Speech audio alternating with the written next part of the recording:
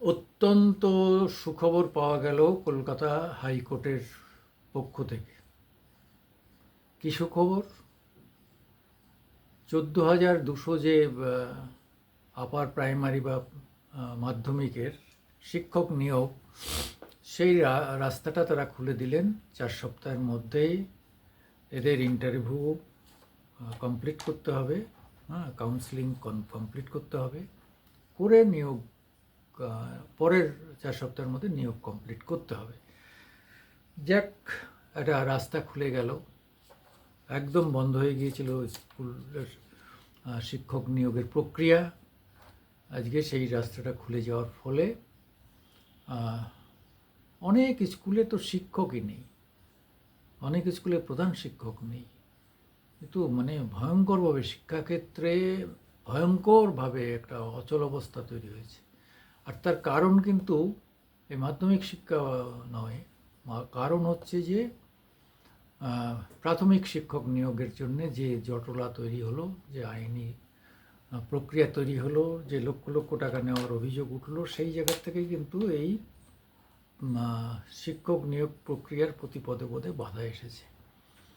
সরকারও ভয় পেয়েছে যে উপরে এদের নিয়োগ করতে গিয়ে আবার যদি কিছু জটিলতা হয়, আবার মামলা, এই সব জন্য তারা মানে আদালতের নির্দেশের অপেক্ষায় ছিলেন। আদালতের নির্দেশে এবার এই প্রক্রিয়াটা পূর্ণ হবে।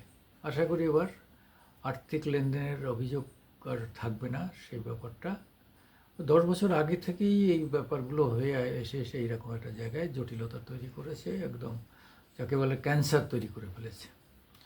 আশা করা যায় যে আরও 59,000-এর মতো প্রাথমিক শিক্ষক, আপার প্রাইমারি মিলিয়ে আরও 60,000 শিক্ষক নিয়োগ হবে।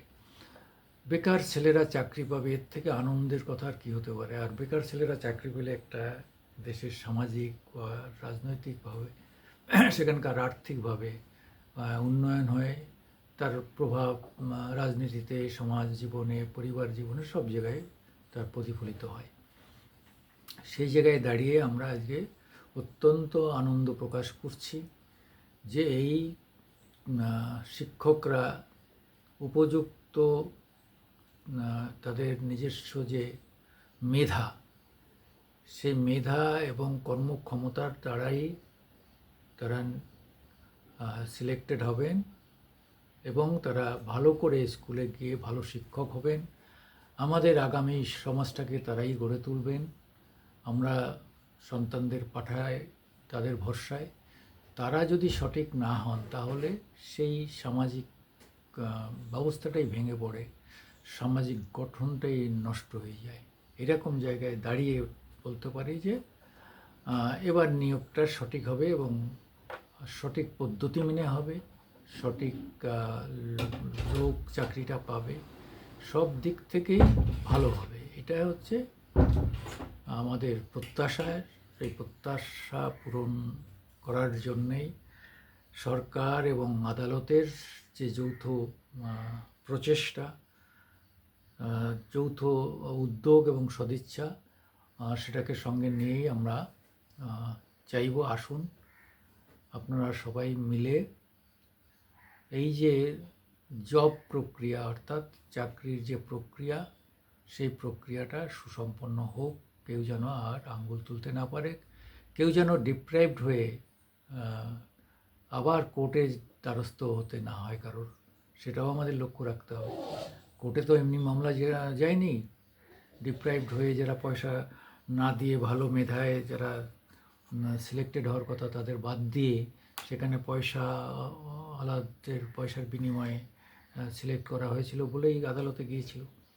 সেই ধরনের ঘটনা যদি আবার না ঘটে, ফার্দার না ঘটে, তাহলে ধরে নিতে হবে যে প্রক্রিয়াটা, উদ্যোগটা সফল হলো, সঠিক হলো।